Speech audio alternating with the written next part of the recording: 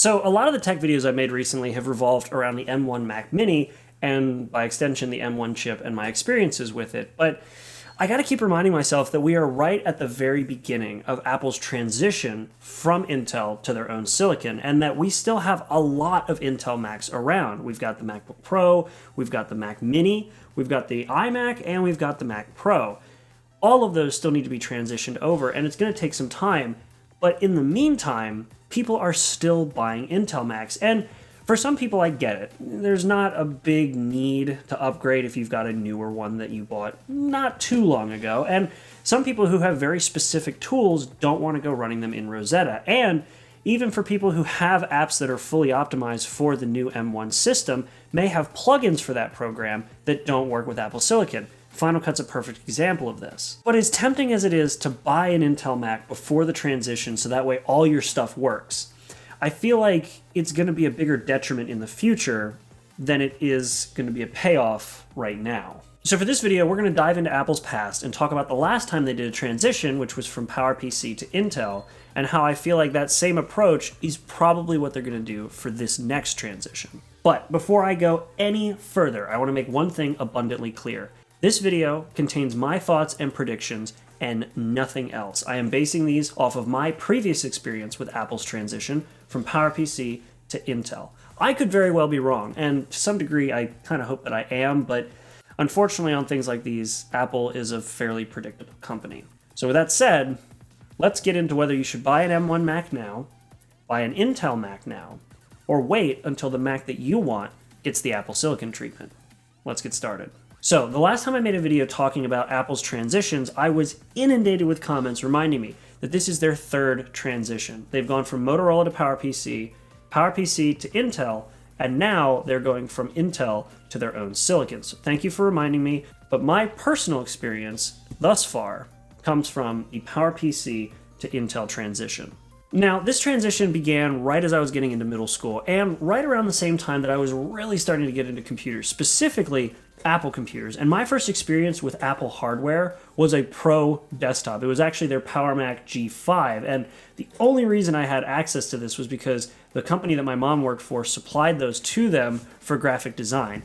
And I remember falling in love with the design of that machine. The ease of access was awesome, and the way that it performed was mind-blowing. It was crazy fast. I always wanted one. I still want one for my collection. It is so cool. And I'm sure a lot of you are looking at this thinking that it looks kind of familiar. And you're right. This and the Mac Pro shared almost the exact same case. And I'm also sure that a lot of you are probably looking at this thinking that Apple didn't bother to change their design from one generation to another.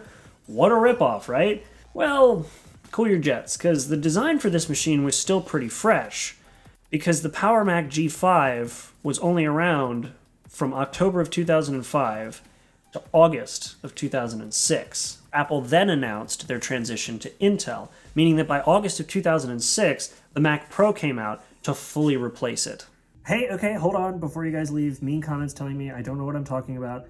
I didn't make it very clear in this video. The model of the Power Mac G5 I'm specifically referring to is the A1117 model. That was the one that came out at the very end of its lifespan and went from 2005 to 2006. I'm aware that the entire series of Power Mac G5s lasted from 2003 to 2006, but specifically this model year, the A1117, was only supported from 2005 to 2006 and only got 2 updates. That's the one I'm referring to. I just didn't make it very clear in the video. But anyway, back to the video.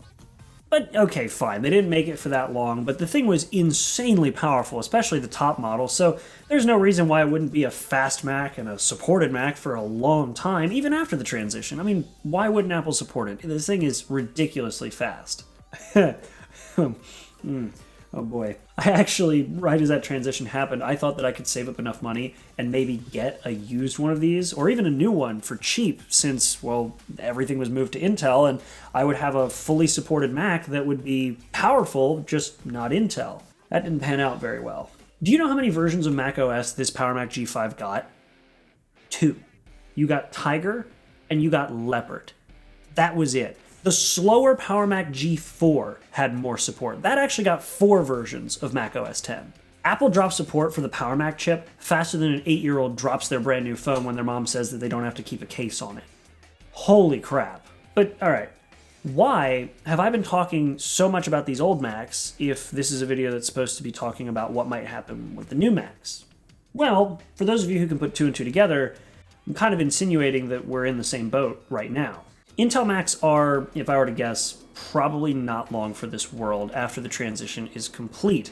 And my prediction is that the Mac Pro is probably going to be the last Mac to be transitioned over to Apple Silicon. But once that's done, and every Mac has moved on to Apple's own silicon, I would not expect many updates after that on any Intel-based Mac, period. To show you what I mean, let's take a step back one more time to the PowerPC to Intel transition.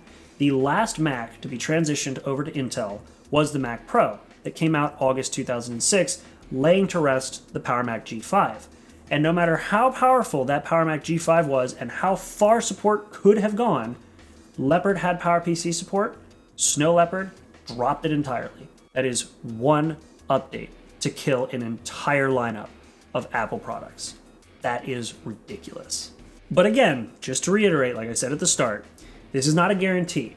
This is just a guess based on my experiences after seeing how Apple handled the PowerPC to Intel transition. But if they do use that method again, that means that the latest Intel Mac to come out, which I think is an iMac, will get the 2 years of support it takes while Apple does their transition over to Apple Silicon, and then maybe a year's worth of support after that. Afterwards, it'll be dropped. Does it suck that they're doing it this way? Yeah. Do I think they should be doing it this way? No. But if they do, hopefully you watched this video and decided to either hop on the Apple Silicon train with the M1, or you decided to wait until the Mac you wanted gets the Apple Silicon makeover. And for those of you who did buy an Intel Mac and decided to totally ignore Apple's past, well, Godspeed and good luck. And hopefully you bought a high-end Mac. The trade-in value is better that way. Either way, guys, that's been it. Hopefully you aren't too sick of me talking about all this Apple Silicon stuff. I find it really interesting, and I think that it's a really interesting time to be a part of computing, especially on the Apple front. But if you guys like it, make sure to like and subscribe. Check out the links in the description. And otherwise, I'll see you guys in the next video. Make sure to be there and have a good one.